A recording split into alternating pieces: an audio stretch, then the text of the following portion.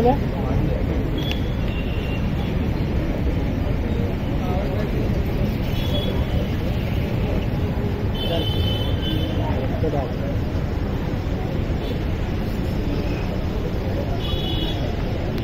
चला आपल्या जागेवर या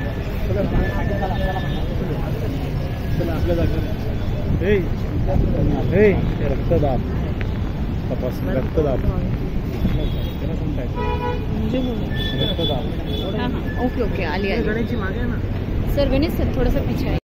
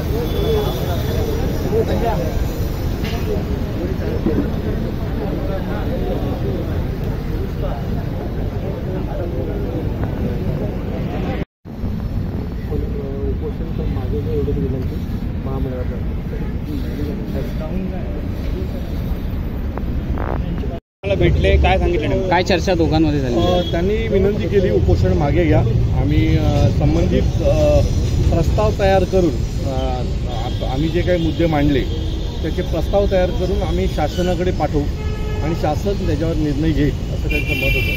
मला असं वाटतं की याच्या बाबतीमध्ये मी पहिलाच पत्रव्यवहार त्यांच्याकडे केलेला आहे। येणाऱ्या ज्या काही त्रुटी आहेत किंवा जे काही धोके आहेत ते त्यांना मी सांगितले होते। तो एवढ्या दिवसात त्यांनी त्याच्यावर कुठल्याही प्रकारचा निर्णय घेतला नाही। तर आज मला उपोषण सोडून निवेदन देऊन कोणत्या प्रकारचे निर्णय घेणार आहे तो मी त्यांना पुन्हा विनंती केली की तुम्ही मला ठोस सांगा की आम्ही हे पाठी घेण्याच्या बाबतीत पॉझिटिव्ह आहोत आणि याच्या बाबतीत लवकर निर्णय घेऊ असं जर तुम्ही ठोस मला सांगत असाल तर आम्ही उपोषण मागे घेऊ। परंतु अशी कुठलीही भूमिका मला त्यांची दिसली नाही।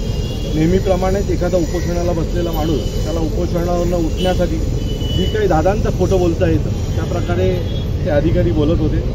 आम्ही आमचं उपोषण पुढे चालू ठेवणार कारण याच्यातून मला असं वाटत नाही कुठल्या प्रकारचा ठोस निर्णय येतोय। सर आप 5 दिन से आप लोग यहाँ पर उपोषण कर रहे हैं, क्या कहना है? प्रशासन ने आपको क्या जवाब दिया है वो बताइए। सबसे पहले तो हम लोग आज पहला दिन है उपोषण का, ये 5वां दिन नहीं है जी। 5 दिन से हम अलग अलग आंदोलन कर रहे हैं और आंदोलन के माध्यम से हम सरकार को बताना चाह रहे थे कि बाबा हम लोग आंदोलन कर रहे हैं, आप जो टोल बढ़ाए हैं उससे लोगों को बहुत बड़ी दिक्कतें आ रही है। सिर्फ टोल नहीं बढ़ा है, उसके साथ जितने भी आजू बाजू के गाड़ियाँ हैं, मतलब जैसे कि स्कूल वैन हो गई, उन्होंने पैसा बढ़ाया। जो सब्जी आती है या सब्जी जाती है उसके ऊपर पैसा बढ़ा क्योंकि ट्रांसपोर्ट का भाड़ा बढ़ा।